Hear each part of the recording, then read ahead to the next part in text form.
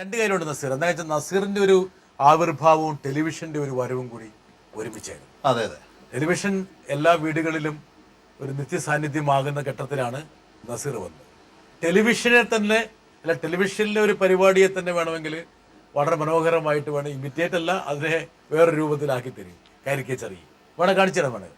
നമസ്കാരം. അനന്തൻ അജ്ഞാതം പരിപാടിയിലേക്ക് എല്ലാ മാന്യ പ്രേക്ഷകർക്കും സ്വാഗതം.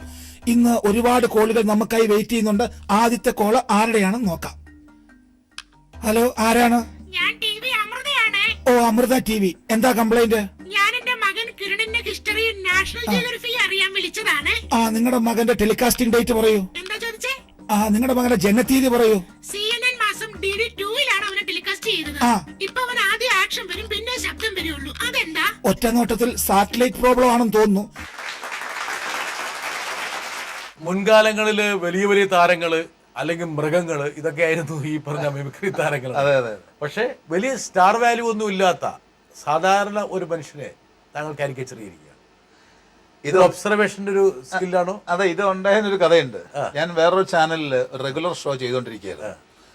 അപ്പോൾ ഓരോ ദിവസവും ഓരോ ക്യാരക്ടർ ഇങ്ങനെ ചെയ്ത് വന്നു. അപ്പോൾ ഒരു ദിവസം ഒരു 5 എപ്പിസോഡൊക്കെ ഷൂട്ട് ചെയ്യണം എന്ന്.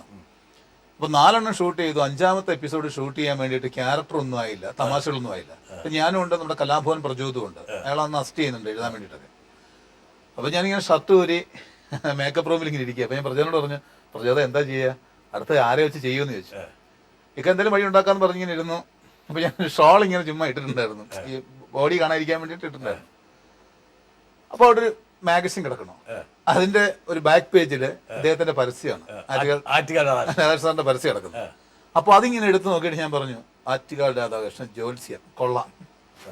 കണ്ണാടി നോക്കിയപ്പോൾ പെട്ടെന്ന് എനിക്കൊരു രൂപമുള്ളൂ. അപ്പൊ ഞാൻ പറഞ്ഞു, ഒരു സാധനം കിട്ടിയിട്ടുണ്ട്, പെട്ടെന്ന് എഴുതിക്കൊള്ളാൻ പറഞ്ഞു. മുടി ഒന്ന് ചീകി നോക്കി, മീശ അതുപോലെ ആക്കി, ഒരു കുറി ഇട്ടപ്പോഴത്തേക്കിന് ഏതാണ്ട് ഷേപ്പ് കറക്റ്റായി. അങ്ങനെയാണ് ഇത് വളരെ അവിചാരിതമായിട്ടാണ് ശരിക്കും ഞാനത് ചെയ്യുന്നതാണ്.